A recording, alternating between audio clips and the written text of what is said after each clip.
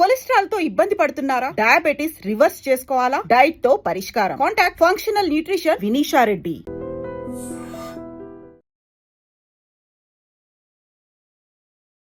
Welcome to iDream media. So జనరల్గా cervical cancer most common cancer, ఉమెన్ని వేధించే క్యాన్సర్లో ఇది అని చెప్తూ ఉంటారు.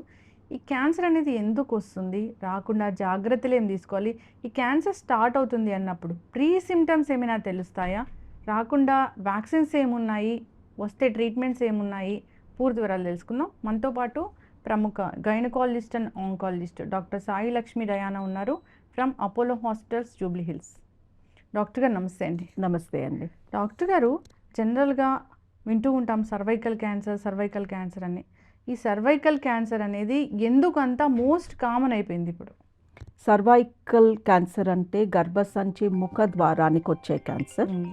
ఈ ఆబ్వియస్లీ లేడీస్ అందరికీ గర్భసంచి ఉంటుంది. ఇన్ దిస్ కాంటెక్స్ట్ ఎవరికన్నా గర్భసంచి లేదు అనుకోండి, ఆపరేషన్ ద్వారా తొలగిస్తే వాళ్ళకి సర్వైకల్ క్యాన్సర్ రాదు. సో సర్వైకల్ క్యాన్సర్ అనేది గర్భసంచి ఉన్న వాళ్ళకు వస్తుంది. And so majority of women గర్భసంచి ఉంది కాబట్టి సర్వైకల్ క్యాన్సర్ రావచ్చు. అండ్ ఈ క్యాన్సర్ రావడానికి కారణము హెచ్పివి అనే వైరస్. అండ్ ఈ వైరస్ బాడీలోకి సెక్స్ ద్వారా ఎంటర్ అవుతుంది. సో సెక్స్ అనేది చాలా కామన్గా జరుగుతుంది అండ్ గర్భసంచి అందరికీ ఉంటుంది. సో సెక్స్ ద్వారా వచ్చే ఒక క్యాన్సర్ కాబట్టి ఇది ఇంత కామన్. అంటే మేల్ నుంచి ఫీమేల్కి వస్తుంది అలా అని చెప్పలేము అండి. ఇది మేల్కి ఉండి అది ఫీమేల్కి వచ్చింది అని చెప్పలేము. బట్ ఈ వైరస్ హెచ్పివి వైరస్ అనేది మన చర్మం పైన ఉంటుంది. బట్ పైన ఇలా సబ్బుతో కడుక్కుంటే పోయే అంత పైన కూడా ఉండదు. ఈ చర్మం పొరల్లో పై పొరకి దాని కింద ఉన్న పొరకి మధ్యలో హెచ్పివి ఉంటుంది. సో ఇది వేరే వాళ్ళ హెచ్పివి మనకి అంటాలి అంటే చర్మం టు చర్మం కొంచెము రబ్బింగ్ జరగాలి. సో టాప్ లేయర్ కొంచెం డ్యామేజ్ అయినట్టు అయింది అనుకోండి, కొంచెం ఒరుసుకుపోయినట్టు లేదా గీరుకుపోయినట్టు అయినప్పుడు వేరే వాళ్ళ హెచ్పివి మన బాడీలోకి ఎంటర్ అవుతుంది. సో ఈ హెచ్పివి అనేది అందరికీ ఉంటుంది. సో ఇంటర్ కోర్స్ అప్పుడు చాలా కామన్గా హెచ్పివి ట్రాన్స్ఫర్ జరుగుతుంది because there is skin to skin rubbing. So అలాంటప్పుడు వాళ్ళు మనకి ఇచ్చిన హెచ్పివి అది క్యాన్సర్ కాజ్ చేసే హెచ్పివి, ఇది వాళ్ళ మూలంగా మనకి వచ్చింది అని అనుకోవడానికి లేదు. బికాస్ ఇదే వైరస్ ఎంతో మందికి ఎంటర్ అవుతుంది, ఇలాంటి వైరసే. మరి వాళ్ళందరికీ క్యాన్సర్ రావట్లేదు. సో సర్వైకల్ క్యాన్సర్ వచ్చింది అంటే అదొక పురుషుడు స్త్రీకి ఇచ్చే వచ్చింది అని మనం అనుకోవడానికి లేదు. అలాంటి వైరస్లే ఎంతోమంది స్త్రీ పురుషుల మధ్యలో ట్రాన్స్ఫర్ అవుతుంది. వాళ్ళందరికీ క్యాన్సర్ రావట్లేదు, బట్ ఈ పర్టికులర్ పర్సన్కి వచ్చింది. సో అదే వైరస్ 100 మందిలో ఉంటే ఒక 12 మందికి క్యాన్సర్ కాజ్ చేస్తుంది. అంటే ఎందుకు ఆ 12 మందికే వస్తుంది అంటే అది తెలుసుకోవడం కొంచెం కష్టం అండి. బట్ యూజువలీ ఇమ్యూనిటీ లోగా ఉన్న వాళ్ళల్లో శక్తి తక్కువ ఉంది, విటమిన్ డి తక్కువ ఉంది, అన్ని విటమిన్స్ తక్కువ ఉన్నాయి, ఆహారం సరిగా తీసుకోరు, లేదా వాళ్ళలో మల్టిపుల్ హెచ్పివిస్ ఉన్నాయి అనుకోండి. ఇప్పుడు ఒకళ్ళ ద్వారా 2 వచ్చినాయి, ఇంకొకతని ద్వారా ఇంకో 2 వచ్చినాయి, లేదా తను ఒకరితోనే తనతో ఉన్న పార్ట్నర్ మల్టిపుల్ పీపుల్తో రకరకాల హెచ్పివిస్ తెచ్చుకున్నారు అనుకోండి, దాన్ని ఈ అమ్మాయికి వచ్చే ఛాన్స్ ఎక్కువ ఉంటుంది. సో అప్పుడు తనలో ఉన్న హెచ్పివి కౌంట్ ఎక్కువ ఉంటుంది, టైప్స్ ఎక్కువ ఉంటాయి. ఆర్ స్మోకింగ్ చేస్తున్నారు అనుకోండి ఎవరు, ఈ హెచ్పివి వైరస్కి స్మోకర్స్ అంటే చాలా ఇష్టం. ఆ స్మోకర్స్లో కానీ వెళ్తే అది పట్టుకుని ఇక వదలదు వాళ్ళని. So smoking is a risk factor, multiple sexual partners is a risk factor, lack of immunity is a risk factor. Hygiene ఎంత మ్యాటర్ అవుతుంది మ్యామ్? హైజీన్ పెద్దగా మ్యాటర్ అవ్వదు అండి, ఎందుకంటే వెజైనా తనకి తనే క్లీన్ అయిపోయే ఆర్గన్. వెజైనా కొంచెం ఎసిడిక్గా ఉంటుంది. సో ఎవరు కూడా వెజైనాలో క్లీన్ చేసుకోవాలి అని మేము యాజ్ అ డాక్టర్ ఎక్స్పెక్ట్ చెయ్యము. చెప్తాం కూడా అసలు మీరు వెజైనాలో వాటర్ కానీ సోప్ కానీ పెట్టొద్దు, దానికి అదే క్లీన్ అయిపోతుంది అని. అండ్ ఈ క్యాన్సర్ వచ్చేది వెజైనా పై భాగంలో. బట్ హైజీన్ ఎప్పుడు మ్యాటర్ అవుతుంది అంటే మాటికి ఇన్ఫెక్షన్స్ వస్తున్నాయి అనుకోండి, వెజైనాలో ఫంగల్ ఇన్ఫెక్షన్ కానీ బ్యాక్టీరియల్ ఇన్ఫెక్షన్ కానీ ఆర్ మెయిన్లీ సెక్స్ ద్వారా వచ్చే ఇన్ఫెక్షన్స్ వచ్చినప్పుడు వెజైనాలో ఇమ్యూనిటీ అనేది పూర్తిగా తగ్గిపోతుంది. అలాంటప్పుడు మనలో ఒక నార్మల్ హెచ్పివి దూరినా కూడా అది క్యాన్సర్ కింద మారే ఛాన్సెస్ ఉన్నాయి. అక్కడ ఏమైనా గాయాలున్నా లేదా కొంచెం కొంచెంగా స్కిన్ రప్చర్ అయి ఉన్న అప్పుడు కూడా వస్తుందా? యా అంటే అది ఎలా జరుగుతుంది? మ్మ్. సెక్స్ ద్వారానే జరుగుతుంది కదా, అక్కడ గాయం అవ్వడం అనేది లేకపోతే జరిగే ఛాన్స్ లేదు. ఈ సి సెక్షన్లు లేదా ఏమైనా సర్జరీస్ అయినప్పుడు అప్పుడు కూడా వచ్చే అవకాశం ఉంటుందా ఆ సర్జరీస్ అండి. ద్వారా? సి సెక్షన్ పొట్టలో నుంచి మ్మ్. చేస్తాము. మ్మ్. సో వజైనా సర్విక్స్ని తాకము. ఓకే. అండ్ మామూలుగా మేము ఏ సర్జరీ చేసినా కూడా యాంటీసెప్టిక్తో క్లీన్ చేసేస్తాము. So the chances of HPV is very less. So HPV అంటింది వజైనాలోకి, సర్విక్స్లోకి హెచ్పివి ఎంటర్ అయ్యింది అంటే అది ఇంటర్ కోర్స్ ద్వారా ఎంటర్ అవుతుంది, లేదా ఫింగర్ టు ఫింగర్స్. సో ఎవరైనా ఫింగర్స్తో టచ్ చేసుకున్నా, వేరే వాళ్ళు టచ్ చేసినా అవుతుంది.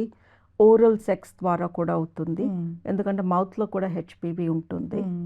అండ్ సెక్షువల్ టాయ్స్ ఉంటాయి, కొంతమంది అవి వాడతారు ఇంటర్ కోర్స్ చేయకపోయినా, వాటి ద్వారా కూడా ఇంకొకరిది మనం వాడితే యూ కెన్ గెట్ హెచ్పివి. మౌత్లో కూడా ఉంటుంది?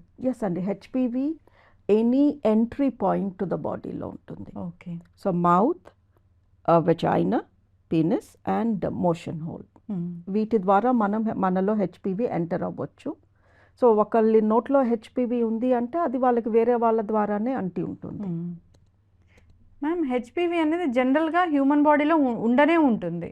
సో కొందరిని అది ట్రిగ్గర్ చేస్తుంది. మీరు చెప్పిన ఈ కారణాలు ఎవరికైతే ఇమ్యూనిటీ లోపములు ఇవన్నీ కూడా ఉంటాయో వాళ్ళకి అది వస్తుంది. హెచ్పివి వైరస్ దీనివల్ల క్యాన్సర్ వీళ్ళకు వస్తుంది అన్నప్పుడు వాళ్ళకు ఒక లక్షణము ముందుగానే తెలీదా? యూజువలీ ఏ క్యాన్సర్ కూడా ఫస్ట్ స్టేజ్లో తెలియదు అండి. కొన్ని క్యాన్సర్కి స్టేజ్ 0 ఉంటుంది. స్టేజ్ 0 అంటే అది ఆ పార్ట్లోనే ఉంది, బట్ ఒక డెప్త్ కూడా లేదు దానికి. సో కొన్ని క్యాన్సర్స్కి వీసే స్టేజ్ 0. ఈ హెచ్పివి కాజ్ చేసే ప్రతి క్యాన్సర్కి స్టేజ్ 0 ఉంటుంది. అంటే అది క్యాన్సర్ అవ్వబోయే ముందు కూడా మనకి తెలుస్తుంది అక్కడ క్యాన్సర్ ఉందని, బట్ నాట్ త్రూ సిమ్టమ్స్ ఏవి ఉండవు, కంటికి కనిపించదు. బట్ కొన్ని రకాల టెస్ట్లలో మనకి ఆ స్టేజ్ 0 ప్రీ క్యాన్సర్ స్టేజ్ తెలుస్తుంది. ఓకే, దీనికి తెలీదు, టెస్ట్ ద్వారా తెలుస్తుంది కానీ సిమ్టమ్స్ ఉండవు. ఓకే, అందుకోసమే మీరు ఎప్పుడూ చెప్తారు సో ఒకసారి వెళ్ళి టెస్ట్ చేయించుకోండి. పాప్స్మియర్ అనే టెస్ట్ ద్వారా సర్విక్స్లో ఈ ప్రీ క్యాన్సర్ స్టేజ్ ఉందా, ఆల్రెడీ హెచ్పివి నాలో ఒక క్యాన్సర్ కాజ్ చేయబోతుందా అని తెలిసిపోతుంది. ఓకే, ఈ పాప్స్మియర్ అనేది ఏ ఏజ్ నుంచి మనం టెస్ట్ చేయించుకోవాల్సిన అవసరం ఉంటుంది? బేసికలీ పాప్స్మియర్ మనం చేస్తుంది ఈవిడలోకి హెచ్పివి ఎంటర్ అయ్యిందా, అయితే అది క్యాన్సర్ లక్షణాలు ఏమన్నా స్టార్ట్ చేసిందా. సో ఈ హెచ్పివి అనేది మన బాడీలో ఎప్పుడు ఉండే వైరసే కాబట్టి వేరే వాళ్ళది మనకి అంటినా కూడా అది టైం తీసుకుంటుంది, అంటిన వెంటనే మనకి ఏదో చేసేయదు. సో హెచ్పివి బాడీలోకి ఎంటర్ అయ్యాక కనీసం 3 years టైం తీసుకుంటుంది ఒక క్యాన్సర్ లాంటి గుణం కనిపించడానికి. సో ఎవరైతే ఇంటర్ కోర్స్ స్టార్ట్ చేయటం మొదలు పెడతారో 3 years from then, so say marriage 20కి అయింది అనుకోండి, 23 years అప్పటి నుంచి ఎవ్రీ 3 years ఒక పాప్స్మియర్ అంటాము. సే ఒక కాలేజ్ అమ్మాయి 18 నుంచి తను యాక్టివ్గా ఉంది అనుకోండి, తను 21 నుంచి చేయాలి. ఒక అమ్మాయికి 29కి పెళ్ళయింది, అప్పటి వరకు తను ఇంటర్ కోర్స్లో పార్టిసిపేట్ చేయలేదు, సో తను 32 years నుంచి స్టార్ట్ చేయాలి. సో ఎప్పుడైతే మనం ఫిజికల్ ఇంటిమసీ స్టార్ట్ చేస్తామో 3 years from then every 3 years చేపించుకోమంటాము. ఓకే, ఇప్పుడు మీరు ఇన్నేళ్ళ ఎక్స్పీరియన్స్ మ్యామ్, డాక్టర్గా ఇన్నేళ్ళ నుంచి సర్వీస్ చేస్తున్నారు, ఒక చిన్న ఏజ్లో ఇది డిటెక్ట్ అయింది అనే ఏజ్ అంటే ఏముంది? సారీ అండి, చిన్న ఏజ్లో డిటెక్ట్ అయ్యింది అనేది ఇప్పుడు 25 year oldకి కూడా సర్వైకల్ క్యాన్సర్ చూసాము. తను సే యాక్టివ్గా ఉండి ఒక 3 years 4 years అనుకోండి, మరి ఈ 4 yearsలోనే ఎందుకు తనకి క్యాన్సర్ వచ్చింది? ఇప్పుడు ఎంతోమంది 65-70 year old లేడీస్లో కూడా క్యాన్సర్ లేదు, సర్విక్స్ క్యాన్సర్, వాళ్ళు యాక్టివ్గా ఒక 50 years అన్నా ఉండి ఉన్నారు. So we see cervical cancer from a very young age. And ఎన్నిసార్లు చెప్తున్నా సర్వైకల్ క్యాన్సర్ హెచ్పివి మూలంగా, హెచ్పివి లేకపోతే సర్వైకల్ క్యాన్సర్ రాదు అని. ఒక 2% పీపుల్ ఉంటారు, వాళ్ళు టోటలీ వర్జిన్స్ ఉంటారు, అసలు హెచ్పివి వాళ్ళ బాడీలోకి ఎంటర్ అయ్యే ఛాన్సే లేదు. అలాంటి వాళ్ళల్లో కూడా సర్వైకల్ క్యాన్సర్ చూస్తాము, but very very very rarely. Okay, అంటే ఎంత ఫ్రీక్వెంట్గా చూస్తున్నారు? ఎన్ని మంది ఉమెన్, ఒక 10 ఉమెన్ ఉన్నారంటే దానిలో ఎంత మందిలో చూస్తున్నారు మ్యామ్? సర్వైకల్ క్యాన్సర్ 1 in 8 అండి. Okay. 1 in 8 is a very small number. ఇప్పుడు మన ఎక్స్టెండెడ్ ఫ్యామిలీ గురించి మనం ఆలోచిస్తేనే కనీసం 8 మంది ఆడవాళ్ళు ఉంటారు. ఒక అపార్ట్మెంట్ కాంప్లెక్స్లో ఒక ఫ్లోర్లో కనీసం 8 ladies will live in 3 different flats అనుకోండి. So 1 in 8 is a very high percentage. 12% విమెన్లో we see cervical cancer. Okay ma'am, ఇది ఫస్ట్ స్టేజ్లో తెలుసుకోవడం అనేది జరుగుతుందా? ఫస్ట్ స్టేజ్లో ఓన్లీ ప్యాప్స్మియర్లో తెలుస్తుంది, ఇంకే రకంగానూ తెలియదు. అంటే ఎవ్రీ ఉమెన్ ఒక 3 yearsకి ఒకసారి వెళ్ళి టెస్ట్ అనేది ఖచ్చితంగా చేయించుకోవాలి. ఎస్. మీరు ఇప్పుడు చేశారు అంటే మళ్ళీ 3 years తర్వాతనే రావాలా?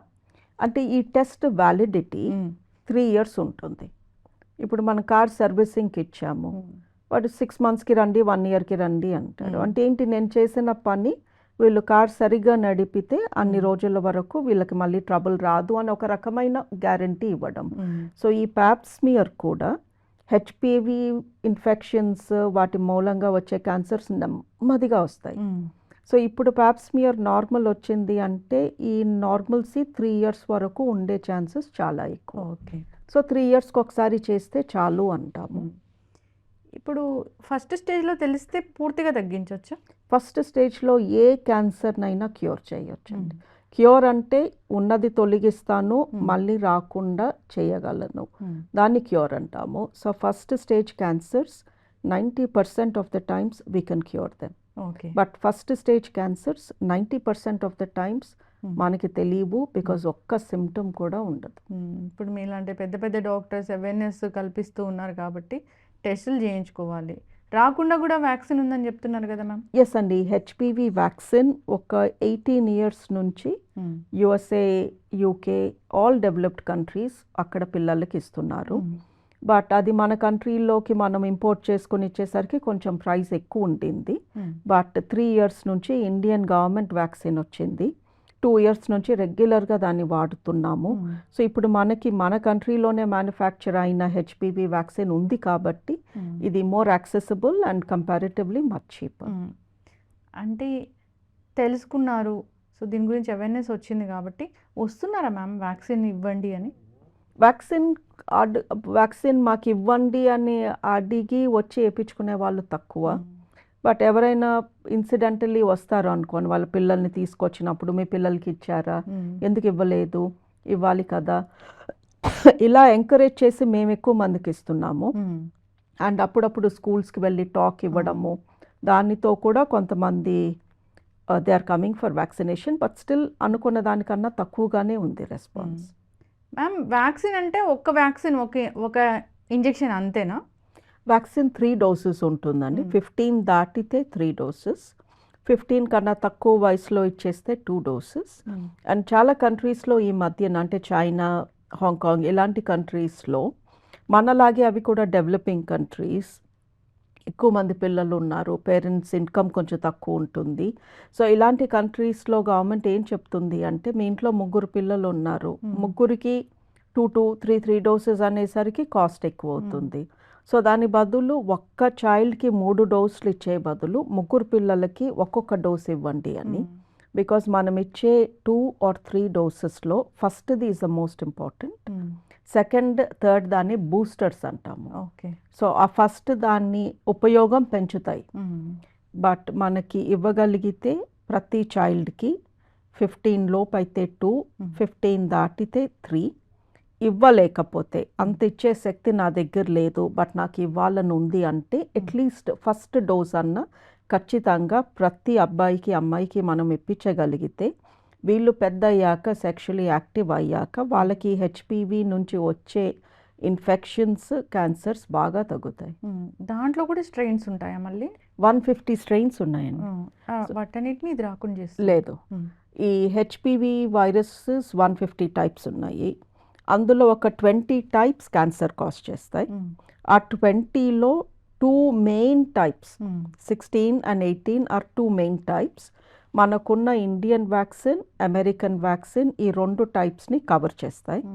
దీంతో పాటు ఇండియన్ టైప్ ఇంకో 2 ఎక్స్ట్రా టైప్స్ని కవర్ చేస్తుంది. అమెరికాది 9 రకాల హెచ్పివిస్ నుంచి కాపాడుతుంది. ఇండియాది 4 రకాల హెచ్పివిస్ నుంచి కాపాడుతుంది. ఎస్, చక్కగా చెప్పండి ma'am. Ma'am, stage 2, stage 3 cervical cancer అంటే ఏంటి అసలు? స్టేజ్ 2 అంటే అది కళ్ళకి కనిపించే అంత కణితి. ఓకే. సో ఎనీథింగ్ 7 millimeters కన్నా పెద్దగా ఉంది, నా కళ్ళకి కనిపిస్తుంది అంటే అది స్టేజ్ 1B అవుతుంది. 2 సెంటీమీటర్లు దాటితే స్టేజ్ 2 కిందకి వెళ్తుంది. స్టేజ్ 2 అంటే ఉన్న చోట నుంచి కొంచెం పక్కకి పెరిగింది అని అర్థం. స్టేజ్ 3 అంటే బాగా కణితి పెద్దగా ఉంది, కిందకి ఆలాడుతుంది. స్టేజ్ 4 అంటే బాడీలో డిఫరెంట్ పార్ట్స్కి స్ప్రెడ్ అయిపోయింది. సో ఒక కణితి మన కళ్ళకి కనిపిస్తుంది అంటేనే ప్రాబ్లం పెద్దగా అయింది అని అర్థం. అప్పుడు దాకా కూడా బాడీలో సిమ్టమ్స్ కానీ ఏం కానీ తెలియవా మ్యామ్? తెలీదు అండి. స్టేజ్ 1లో కళ్ళకి కనిపించదు. సో ఒక డాక్టర్ చూసిన వాళ్ళని డాక్టర్ కళ్ళకి కూడా అది కనిపించదు, ప్యాప్స్మియర్లోనే కనిపిస్తుంది. ఓకే.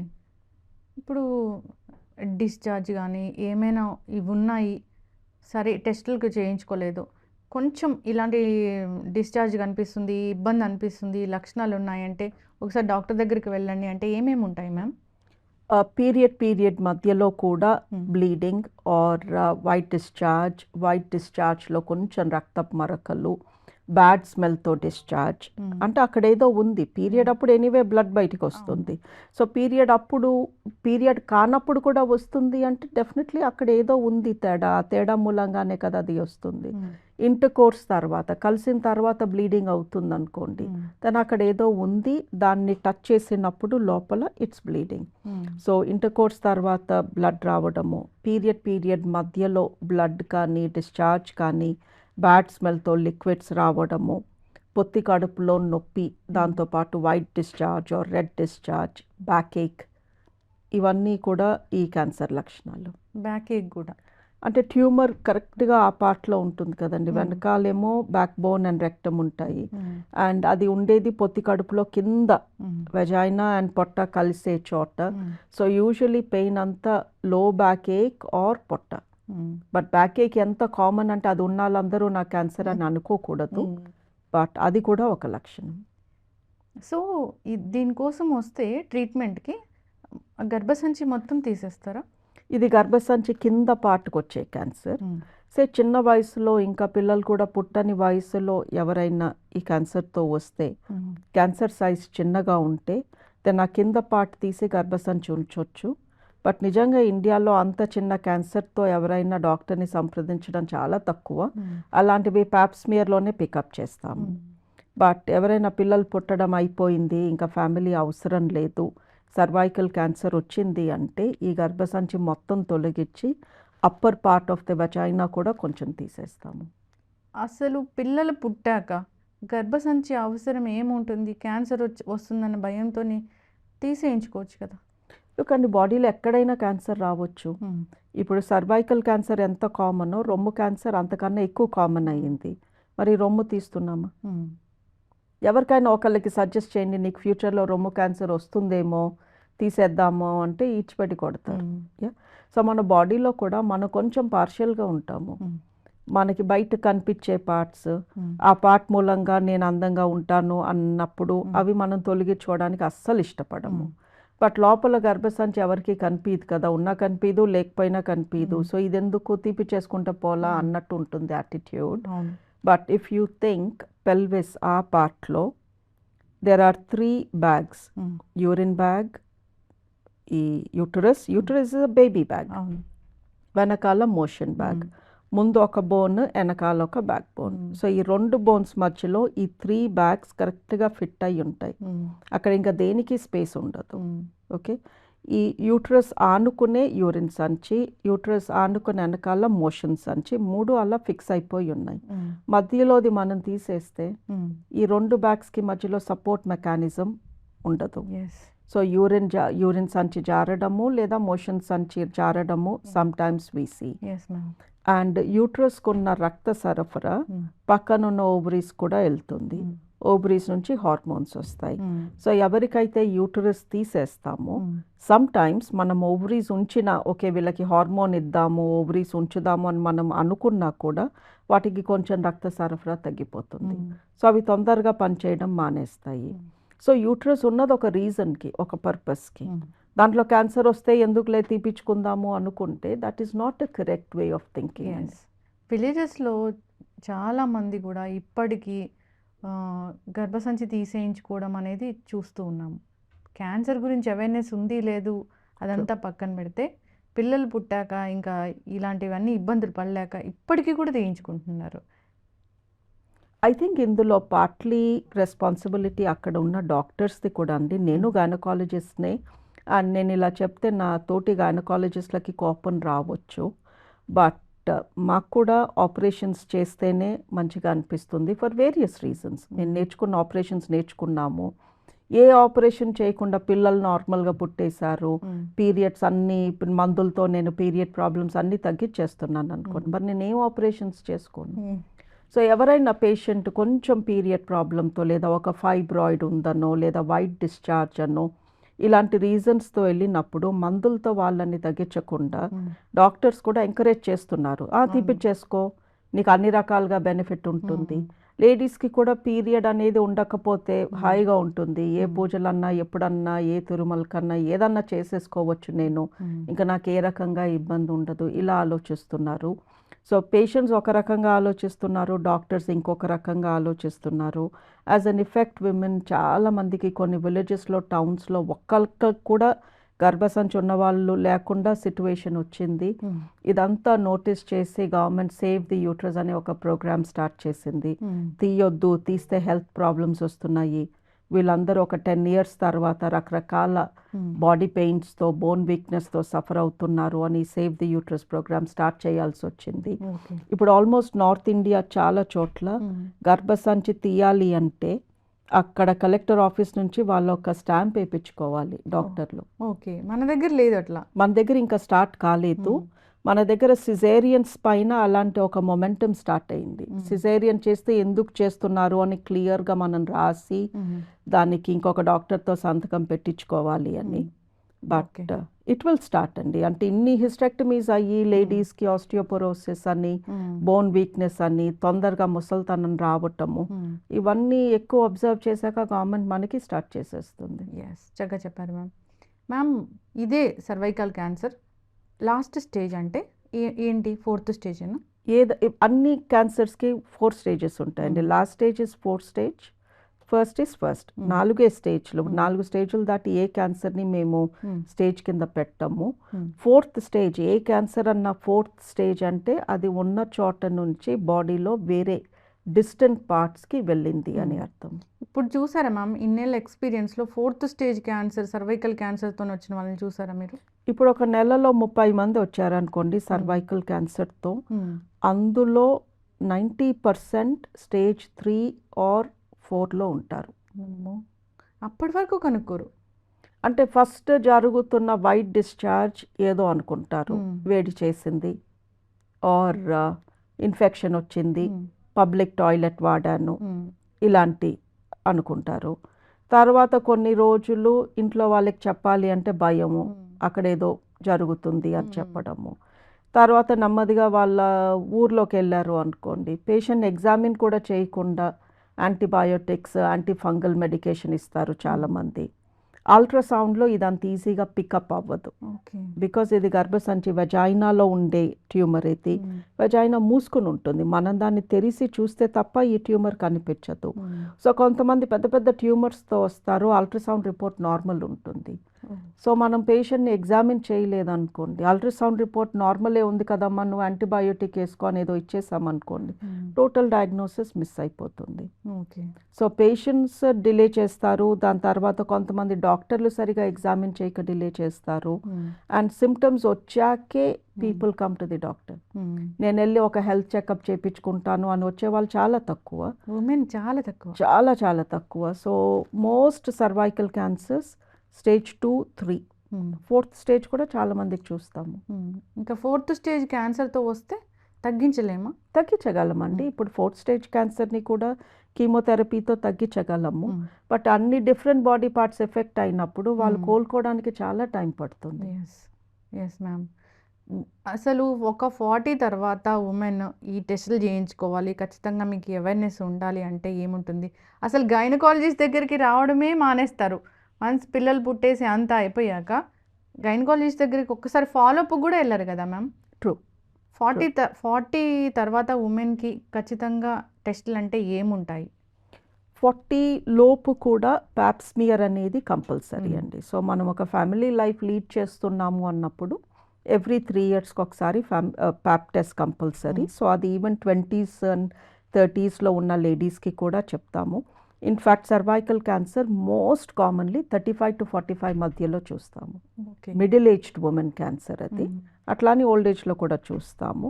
బట్ మీరు అడిగినట్టు 40 తర్వాత కంపల్సరీగా చేయించుకోవాల్సింది ఏంటి అంటే Pap smear every 3 years, mammogram every 2 years. Because breast cancer వచ్చినంత కామన్గా ఇప్పుడు వేరే ఏ క్యాన్సర్ రావట్లేదు. దాంతోపాటు పొట్ట స్కాన్, అల్ట్రాసౌండ్. ఈ అల్ట్రాసౌండ్ అనేది ఒక అద్భుతమైన మెషిన్. బికాస్ అది మన పొట్టలో ఆర్ మనం ఏ పార్ట్లో ఉన్న రొమ్ములో ఎక్కడైనా మనం అల్ట్రాసౌండ్ పంపించినప్పుడు సైడ్ ఎఫెక్ట్స్ ఏమీ ఉండవు.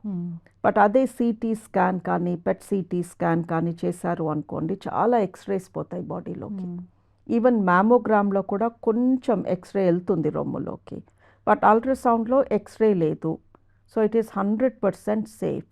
అండ్ పొట్ట స్కాన్లో 20 to 25 డిఫరెంట్ ఆర్గన్స్ని చూస్తారు వాళ్ళు. సో రిబ్స్ కింద నుంచి liver, spleen, stomach, duodenum, pancreas, kidney tubes, ఇలా పైనుంచి కింద వరకు, కింద గర్భసంచి, అండాశయాలు, మగవాళ్ళలో ప్రాస్టేట్, సమైనల్ వెసికల్, సో మొత్తం కవర్ చేస్తారు. ఈ టెస్ట్ కాస్ట్ యూజువలీ 2000 ఉంటుంది. ఈ ఒక్క టెస్ట్లో మనం 20 ఆర్గన్స్ చెక్ చేయించుకున్నట్టు అయిపోతుంది. సో మిగతావన్నీ రొమ్ముకి, యూరిన్, కిడ్నీలకి, అలా ఒక్కొక్క దానికి ఒక్కొక్క టెస్ట్ ఉంటుంది కదా. బట్ పొట్ట స్కాన్ అనేది హోల్ అబ్డమెన్ కవర్ చేస్తుంది. సో 40 దాటాక ప్రతి హ్యూమన్ బీయింగ్ ఎవ్రీ ఇయర్ ఒక్క పొట్ట స్కాన్ చేసుకోమంటాం. ఇందులో చిన్న చిన్న గడ్డలు, ఏదన్నా ఎర్లీగా కిడ్నీలో ఏదన్నా వస్తున్న స్టోన్స్, గాల్ బ్లాడర్లో స్టోన్స్, ఇలాంటివన్నీ పికప్ అవుతాయి. సో మనం ముందే జాగ్రత్తగా ఉండొచ్చు. సో 40 దాటాక బ్లడ్ టెస్ట్లలో కొలెస్ట్రాల్, షుగర్, థైరాయిడ్ కామన్ మన ఇండియన్స్కి, ఇవి చెక్ చేయించుకోమంటాము. Pap smear every 3 years, mammogram every 2 years, పొట్ట స్కాన్ ఎవ్రీ ఇయర్. ఫాలో అవ్వాలి మేము అందరు కూడాను. మీరు అన్నట్లుగానే సో ఏదైనా ఇట్లాంటి వెజనరీ ఇష్యూస్ కానీ, డిశ్చార్జ్ కానీ, హెవీ బ్లీడింగ్ ఇష్యూస్ ఉన్నా కానీ చాలా తక్కువ, అంటే చదువుకున్న వాళ్ళు కూడా ఈ ప్రాబ్లం ఉంది నేను డాక్టర్ దగ్గరికి వెళ్ళి చెప్పాలి అంటే కూడా ఇంకా కూడా ఎక్కడో బిడియం అనేది అడ్డుపడుతూ ఉంటుంది. సో ఈ 4 లక్షణాలు ఉన్నాయి మీకు. మీరు 35 to 45 మధ్యలో ఉన్నారు, మీకు ఈ 4 కనిపిస్తున్నాయి అబ్నార్మల్గా అంటే డాక్టర్ దగ్గరికి వెళ్ళాలి అంటే ఏముంటాయి మ్యామ్ మీరు చెప్పినట్లుగా? లుక్ అండి, ఫస్ట్ థింగ్ హిస్టరీ తీసుకోవడం ఈజ్ ఇంపార్టెంట్. అంటే ఈ బ్లీడింగ్ ఎప్పుడు అవుతుంది, ఏం చేస్తే ఎక్కువ అవుతుంది, ఏం చేస్తే తగ్గుతుంది. So a good doctor will take a good history from you. So me doctor మీకు 2 minutes కూడా టైం ఇవ్వట్లేదు అంటే ఈ హిస్టరీ టేకింగ్ ఇన్కంప్లీట్ ఉంటుంది.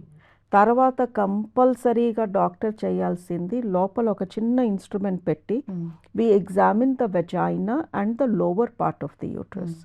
అక్కడ ఇన్ఫెక్షన్స్ తెలుస్తాయి, స్కిన్ ఇచ్చింగ్ ఉంటే స్కిన్ ప్రాబ్లమ్స్ కనిపిస్తాయి, గర్భసంచి కింద భాగంలో ఏదైనా కణితి ఉన్నా, పాలిప్ ఉన్నా, ఎర్రదనం ఉన్నా we can pick it up. And గర్భసంచి సైజు, షేప్ కూడా తెలుస్తుంది. సో ఒక physical examination, gynaecological examination is very important. ఇదే ఎగ్జామినేషన్లో నేనైతే కంపల్సరీగా బ్రెస్ట్ కూడా చెక్ చేస్తాను. బికాజ్ ఈజీ, ఒక అమ్మాయి పడుకుని ఉన్నప్పుడు ఈజీగా బ్రెస్ట్ ఎగ్జామినేషన్, జెనైటల్ ఎగ్జామినేషన్, ఇవి 2 చేశాక కూడా ఒక అల్ట్రాసౌండ్ కావాలి అనిపిస్తే we do an ultrasound scan. Ultrasound స్కాన్లో యూట్రస్, ఓవరీస్తో పాటు ఎన్నో వేరే ఆర్గన్స్ కనిపిస్తాయి. So it's very beneficial. Pap smear due ఉంటే అదే ఆపర్చునిటీలో ప్యాప్స్మియర్ కూడా చేస్తాము. 45 దాటితే ఖచ్చితంగా అట్లీస్ట్ ఒకసారి మ్యామోగ్రామ్ చేయించుకోమంటాము. 45 తర్వాత పీరియడ్స్ ఆగిపోయాయి, సర్వైకల్ క్యాన్సర్ వచ్చే అవకాశం చాలా తక్కువైపోతుంది. లేదు అండి, ఇంకా ఉంటుంది, ఛాన్సెస్ ఉంటాయి. బికాజ్ ఆ హెచ్పివి అనేది చనిపోదు. సో హెచ్పివి వైరస్ మన బాడీలోకి ఎంటర్ అయ్యాక మనం బతికున్నన్నాళ్ళు ఆ వైరస్ బతికే ఉంటుంది, ఇంకా ఇంకా ఇంకా పిల్లల్ని పెడుతుంది. ఓకే. సో హెచ్పివి వైరస్ ఎలా చనిపోతుంది అంటే రెండుగా డివైడ్ అయ్యి చనిపోతుంది. ఇంకొకటి వచ్చేసి చనిపోతుంది. రెండు, ఒక హెచ్పివి రెండు అవుతాయి. ఓకే. సో రెండుగా విడిపోయి బైనరీ ఫిషన్ అయ్యి చనిపోతుంది. ఈ రెండు చనిపోయే టైంకి 4 అయ్యి చనిపోతాయి. సో మనలో 10 ఎక్కితే అవి 1 మిలియన్ కాపీస్ అయిపోతాయి టైంతో పాటు. ఓకే. ఫీమేల్కే వస్తుందా ఇది? లేదు అండి, మెన్కి కూడా వస్తుంది. ఇప్పుడు నోటి క్యాన్సర్, గొంతు క్యాన్సర్, ఇవి హెచ్పివి మూలంగా 50% ఈ 2 cancers are due to HPV. Okay. మనం ఎంతసేపు తంబాకు తింటే నోటి క్యాన్సర్ వస్తుంది, సిగరెట్స్ తాగితే నోటి క్యాన్సర్, గొంతు క్యాన్సర్, ఇవే కారణాలు అనుకుంటాం కదా. 50% నోటి క్యాన్సర్స్, గొంతు cancers are due to HPV. అవి మన బాడీలోకి కిస్సింగ్ ద్వారా లేదా ఓరల్ సెక్స్ ద్వారా ఎంటర్ అవుతాయి. బట్ ఇది మనం పబ్లిక్ ఫోరంలో ఒక సినిమా స్టార్ట్ అయ్యే ముందు ఇలాంటివి చెప్పుకోలేము. అవును. ఒక కిస్ చేస్తే క్యాన్సర్ వస్తుందంటే అంటే పిల్లలు చూస్తారు కదా మూవీస్, వాళ్ళు మనతో ఉంటారు కాబట్టి మనం ఆ మూవీస్ ముందు యూస్ చేసే అడ్వర్టైజ్మెంట్స్లో లాంగ్వేజ్ కూడా చాలా కేర్ఫుల్గా ఉండాలి. బట్ గవర్నమెంట్ ఈస్ వరీడ్ అండి. ఇప్పుడు ఓరల్ క్యాన్సర్స్, థ్రోట్ క్యాన్సర్స్ చాలా ఎక్కువ అవుతున్నాయి. అందులో 50% మనం హెచ్పివి మూలంగానే మనకు తెలుసు. దాని మూలంగా కూడా హెచ్పివి వ్యాక్సిన్ అబ్బాయిలకి అమ్మాయిలకి ఇద్దరికి ఇప్పించాలి. బట్ ఇది ఎలా మనం పబ్లిక్లో డిస్కస్ చేయగలము? మ్యామ్, కిస్ చేస్తే కూడా క్యాన్సర్ వస్తుందంటే అది చాలా దూరం వెళ్తుంది మ్యామ్ ఈ టాపిక్. I know. అంటే దానికి నెగటివ్గా క్రిటిసైజ్ చేసే వాళ్ళు చాలా మంది ఉంటారు. మరి ఏం చెప్తున్నారు మీరు, కిస్ చేసుకోవద్దా, మనుషులు ముట్టుకోవద్దా అని? మనం అది చెప్పట్లేదు. సో ఒక అమ్మాయి అబ్బాయి కిస్ చేసుకునే ఏజ్ రీచ్ అవ్వకముందే హెచ్పివి వ్యాక్సిన్ ఇప్పించుకోండి is the point. Yes yes. Doctors ఏదైనా అవేర్నెస్ గురించి చెప్పినప్పుడల్లా దాని కింద వేరే కామెంట్స్ కూడా వస్తుంటాయి. అంటే అవేర్నెస్ గురించి ఆలోచించే వాళ్ళు, హెల్త్ గురించి ఆలోచించే వాళ్ళు ఒకవైపు అయితే, అయ్యో ఈ డాక్టర్ ఏంటి మమ్మల్ని కిస్ చేయొద్దు అంటున్నారు, సో పార్ట్నర్తో కలవద్దు అంటున్నారు, ఈ విధంగా ఆలోచించే వాళ్ళు కూడా చాలామంది ఉంటారు. నిజంగా పార్ట్నర్ అనట్లేదు, వాళ్ళు పార్ట్నర్స్తో కలవద్దు అంటున్నారు అనేది అక్కడ మైండ్లోకి ఎక్కించుకోరు కాదండి. ఇప్పుడు నేను ఎవరిని కిస్ చేసుకోవద్దు అంటే ఎవరైనా వింటారన్నమాట. సో నేను చెప్పడంలో అర్థం లేదు, అండ్ అది కరెక్ట్ కూడా కాదు. So what we are saying is, ఒక టీనేజర్ కాలేజ్కి వెళ్ళటం మొదలెట్టాక ఇలాంటిది జరుగుతుంది. ఇప్పుడు మనం ఎంతోమంది పేషెంట్స్ని చూస్తున్నాను. Most unmarried girls are sexually active. So మీరు అలా చెయ్యొద్దు అని చెప్పడం నా వైపు నుంచి అది కరెక్ట్ కాదు. బికాజ్ వాళ్ళకి నచ్చి చేస్తున్నారు, వాళ్ళు ఆ ఏజ్లో ఉన్నారు. బట్ చేసే ముందు మీరు తీసుకోవాల్సిన ప్రికాషన్స్ ఏంటి అని చెప్పడం is my responsibility and your responsibility as a media. So మనం ఏం చెప్తున్నాము అంటే, ఈ స్కూల్ పిల్లలు 10th క్లాస్ దాటి ఇంటర్మీడియట్ డిగ్రీకి వెళ్ళే ముందే మనం వాళ్ళకి హెచ్పివి వ్యాక్సిన్ ఇప్పిస్తే ఫ్యూచర్లో వాళ్ళు పెళ్లి చేసుకోవాలి అని మనమే కోరుకుంటాం. సో దాని మూలంగా వాళ్ళకి వచ్చే ఇన్ఫెక్షన్స్, ఆ తర్వాత ఆ ఇన్ఫెక్షన్ నుంచి వచ్చే క్యాన్సర్ రాకూడదు అంటే స్కూల్లో ఉన్నప్పుడే వాళ్ళకి వ్యాక్సిన్ ఇప్పించండి. మల్టిపుల్ పార్ట్నర్స్ అనేది అంటే ఎంత కామన్గా చూస్తున్నామంటే, అంటే మనం అంత డెవలప్ అయ్యామా అనేది మాట్లాడుకోవాల్సి వస్తుంది. ఒకప్పుడు ఎక్కడో చూస్తాము మల్టిపుల్ పార్ట్నర్స్ అనేది, ఇక్కడ కూడా మోస్ట్ కామన్గా చూస్తూ ఉన్నాము. జబ్బులు కూడా అలాగే వస్తూ ఉన్నాయి. ఎస్. ఇప్పుడు అమెరికాలో 18 years ago నుంచి హెచ్పివి వ్యాక్సిన్ ఇస్తున్నారు. అక్కడ కో లివింగ్ అని, లివింగ్ టుగెదర్ అని, and multiple sexual partners, early age of inter course, అది వాళ్ళకి తెలుసు, ఆ గవర్నమెంట్కి తెలుసు మన పిల్లలు ఇలా చేస్తారు కాలేజ్ ఏజ్లో అని చెప్పి. సో మనం కూడా వాళ్ళలాగే బతకాలి అనుకుంటున్నాము, వాళ్ళ హ్యాబిట్సే అడాప్ట్ చేసుకుంటున్నాము. మరి వాళ్ళు స్కూళ్ళల్లో పిల్లలకి వ్యాక్సిన్స్ ఇచ్చినట్టు మనం కూడా ఇవ్వాలి కదా. అవును, అట్లా ఆలోచించట్లేదు. సో అవేర్నెస్ ఉండాలి, ప్రతి అమ్మ కూడా ఆలోచించాలి, ఖచ్చితంగా వీళ్ళకి వ్యాక్సిన్ ఇవ్వాలి, తను కూడా వ్యాక్సిన్ మీద అవగాహన అనేది ఉండాలి. సో నాకు ఫ్యామిలీ లైఫ్ అయిపోయింది, ఇంకా వ్యాక్సిన్ ఎందుకు లేని ఆలోచించే వాళ్ళు కూడా మీరు అన్నట్లుగా 45 తర్వాత సర్వైకల్ క్యాన్సర్ బారిన పడుతూ ఉన్నారు. సర్వైకల్ క్యాన్సరే కాదు, ఆ సర్విక్స్కి కూడా క్యాన్సర్ వస్తుంది, ఆ బాడీకి కూడా క్యాన్సర్ వస్తుందని చెప్తున్నారు కదా మ్యామ్. ఈ మధ్య అది కూడా ఎక్కువైపోయింది అంటున్నారు. గర్భాశయ ముఖద్వారానికే కాదు, గర్భాశయానికి కూడా క్యాన్సర్ వస్తుంది. ఎస్, గర్భాశయ క్యాన్సర్ కూడా చాలా కామన్ అండి, ఎంతో మందిలో చూస్తాము.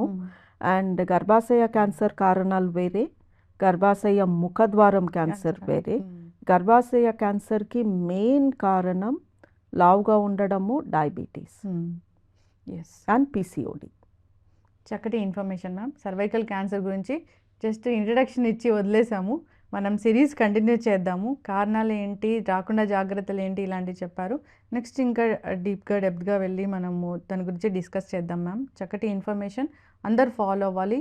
మీరు ఎన్నో వీడియోస్లో చెప్తారు హెచ్పివి వ్యాక్సిన్ తీసుకోండి, మీకు అవేర్నెస్ ఉండాలి అని. ఖచ్చితంగా ఫాలో అయ్యి అందరు వ్యాక్సిన్ తీసుకోవాలని కోరుకున్నాము.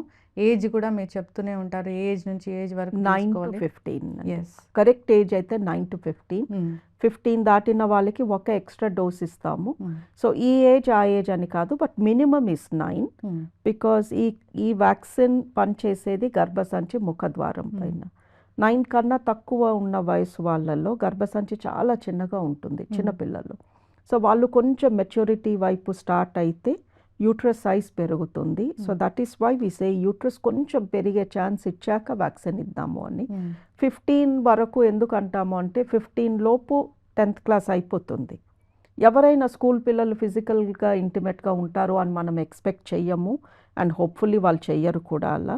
సో వాళ్ళకి వేరే వాళ్ళ నుంచి ఎలాంటి హెచ్పివి ఎక్స్పోజర్ అవ్వకముందే మనం వ్యాక్సిన్ ఇచ్చేస్తే వాళ్ళు చాలా బాగా ప్రొటెక్ట్ అవుతారు. బట్ 15 దాటిపోయింది, ఇప్పుడు ఎలా అమ్మాయిలు అబ్బాయిలు ఇంకా వాళ్ళు వర్జిన్సే అన్నప్పుడు 26 వరకు కూడా ఇవ్వచ్చు అని గవర్నమెంట్ క్లియర్గా చెప్తుంది.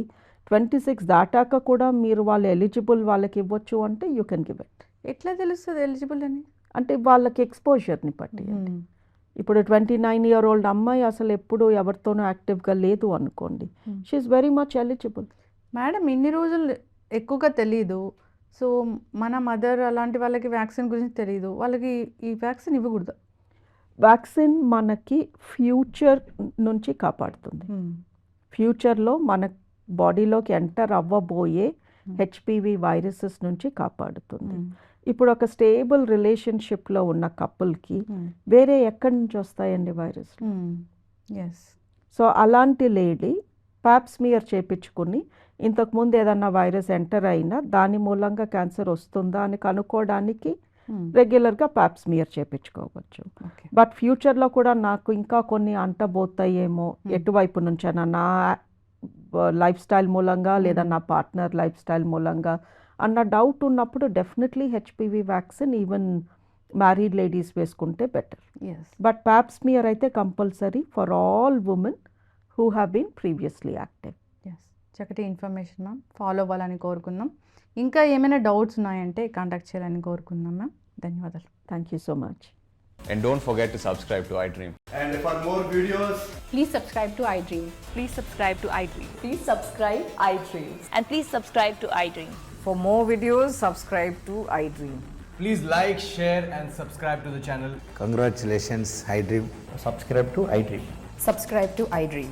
So subscribe to iDream Media. iDream team అందరికి huge congratulations. Please subscribe iDream Media. Please subscribe to iDream. Subscribe iDream. Please subscribe to iDream. iDream అంటే నా కళల ఛానల్ను సబ్స్క్రైబ్ చేసుకున్న నోరు తిరుగుతలేదు, మీరైతే గంట గుర్తు కొట్టండి. For more such videos, please subscribe to iDream.